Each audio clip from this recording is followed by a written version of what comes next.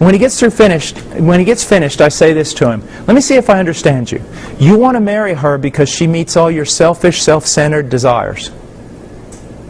And he said, no, that's not what I mean. I said, but that's what you said. You want to marry her because she's beautiful. What are you going to do when she's not beautiful anymore? What are you going to do when someone else comes along that's more beautiful than she is? You're going to do what most men do? You're going to divorce her? And what do you say you want to marry her because you can talk. What's going to happen when you can't talk with her, but you can talk with your secretary? You're going to leave her? You see, so much of what we think is love is nothing more than us basing our life on our own selfish desires. Also, people have this idea of love that's mythical. It's cartoonish. Turned love into at least a personal or impersonal force that actually exists in the universe, that's more powerful than people and can cause them to do bad things. You see? Well, I fell out of love. I'm not in love with her anymore. I mean, you can't blame me. I'm not in love with her. See, the love went away. It left us. It abandoned us. We've turned love into this force that can control people. That's absolutely insane. That's not love. That's what comes in every movie you've ever seen. Well, it was just bigger than the both of it. What was?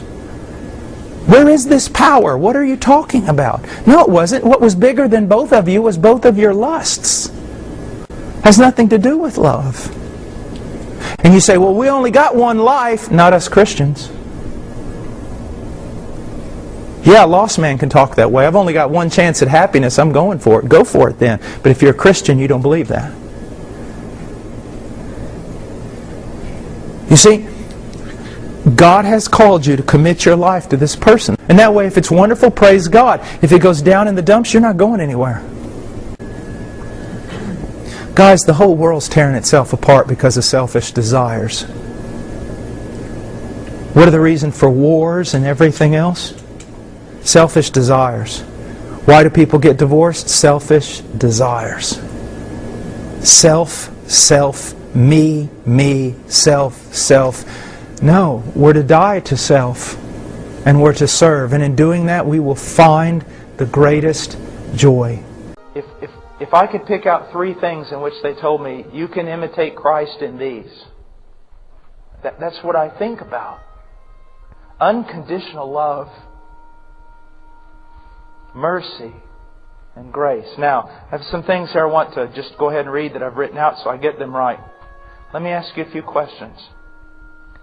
How would you ever learn unconditional love if you were married to someone who met all the conditions?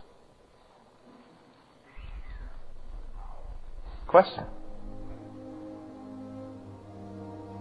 How would you ever learn mercy, patience, long-suffering, heartfelt compassion if you were married to someone who never failed you, who was never difficult with you, who never sinned against you, who was never slow to acknowledge their sin or ask for forgiveness? How would you ever learn grace, to pour out your favor on someone who did not deserve it if you were married to someone who was always deserving of all good things? Do you see that? Listen to me. The main purpose of marriage is that through your marriage you become conformed to the image of Jesus Christ. Marriage, I believe, is the greatest instrument of sanctification. You are married to a person who does not meet all the conditions so that you might learn unconditional love. You are married to a person who needs mercy so that you learn to give it. You are married to a person who does not deserve so that you learn to pour lavishly yourself out on a person who does not respond appropriately, and thus you become like the God you worship. You see, you worship God for these things, but you don't want to give them to others. You worship God for grace, but you demand that your wife live in such a way that she not be in need of it. You worship God for unconditional love, but you get mad at your own wife when she doesn't meet the conditions. Do you see?